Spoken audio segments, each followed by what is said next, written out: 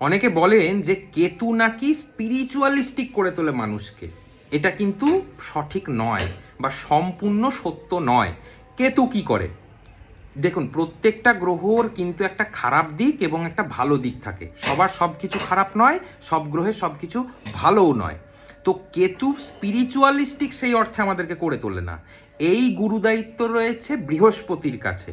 তো বৃহস্পতি সবসময় আপনাকে স্পিরিচুয়াল ভাবের দিকে নিয়ে যাবে। এবার কেতু কি করে তাহলে?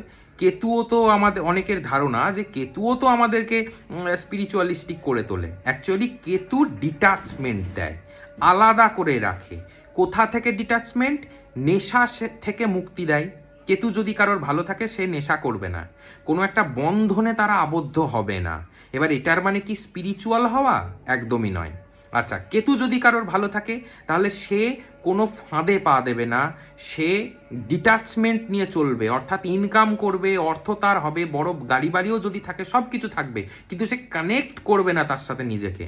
সে ওটার উপর ডিপেন্ড হয়ে থাকবে না। তার বাড়ি থাকবে হয়তো বড়, সে রাস্তায় ঘুরে বেড়াবে, সে গাছের তলায় ঘুমাবে, সে বাইরে বেরিয়ে কষ্ট করবে, তার গাড়ি বাড়ি টাকা সব কিছু থাকার সত্ত্বেও। এইগুলো কেতু করায়। কেতু আলাদা করে দেয়, ফ্যামিলি থেকে আলাদা করাতে পারে, টাকা পয়সা ধন দৌলত বাড়ি ঘর গাড়ি এগুলো থেকে আলাদা করাতে পারে, আপনার জীবন থেকে আপনাকে আলাদা করিয়ে দেবে, আপনার যে লাইফস্টাইল সেখান থেকে আপনাকে আলাদা করিয়ে দেবে। একটা সময়ে গিয়ে দেখবেন যারা বাইরে ভবঘুরে হয়ে ঘোরে আর কি, তাদের দেখবেন কেতুর একটা প্রভাব থাকে। অনেকে কি করে, মন্দিরে দিনের পর দিন থাকলো, রাতের পর রাত কাটালো, বাড়িতে এলো না, হঠাৎ করে গৃহত্যাগ করলো, চলে গেল সন্ন্যাস ধর্ম গ্রহণের মতো, চলে গেল একদম বাইরে, জঙ্গলে হয়তো থাকলো, বা রাস্তায় রাস্তায় ঘুরে বেড়ায়, বা কোনো শান্ত জায়গায় গিয়ে হয়তো তারা থাকলো। এর মানে কি স্পিরিচুয়ালিস্টিক ভাব এলো আমার মধ্যে? একদম নয়। ভগবানের প্রতি কি প্রেম বাড়লো আমার মধ্যে? একদম নয়।